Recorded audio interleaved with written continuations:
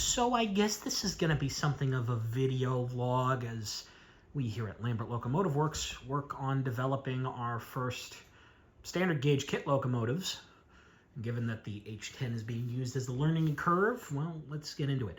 All right, we now have trucks under this, and you'll notice those trucks have wires, including, it helps that they kind of stick through the hole in the frame. Well, there's a reason for that.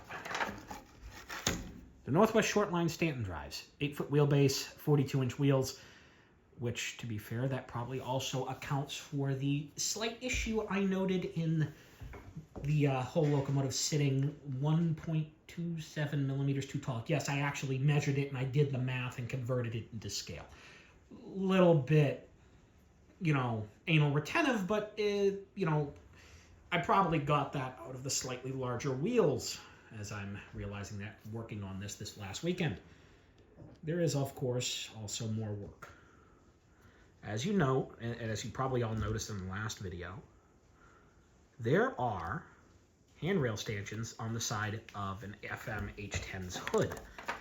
Well, we made those as part of the print. Take note that as the primer actually cured, we're noticing other little imperfections in the roof.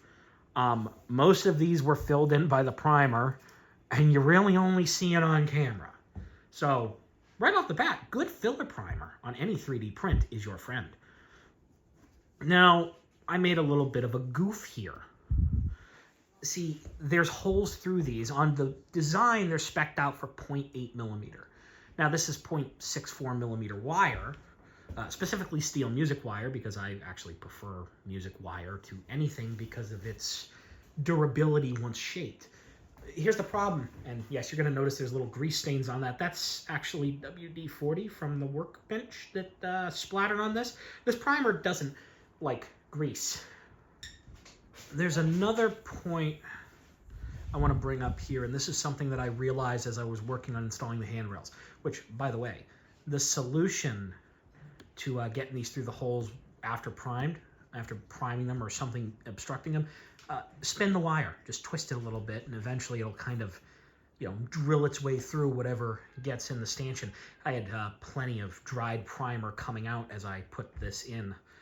But another point came up. Now, you can kind of see it here, but you'll notice the handrails, well, they wrap around the nose.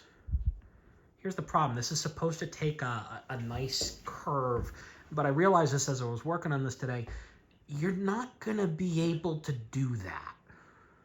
Simply put, it's not going to work here, especially if you don't want to break these off the car body. So the solution I've come up with is these front handrails are going to have to be a second piece, but if you bend the end as it comes around the front, bend it to meet the handrail stanchion on the front, cut that wire flush with the stanchion, you're not going to be able to tell the difference. Realistically, once the thing's painted, these handrails aren't going anywhere anyway unless you break the stanchions off the body. So, simple solution to a technical issue I wasn't expecting to cause for myself when I did that. It's also going to help with other locomotives that I do that have hood-mounted handrails. But yeah, we're looking good. Right now, the other parts to finish all of this are going into production now. The handrails for the ends, specifically the porch ends. The handrails that go off the back of the cab. There's some side ones that go right in here.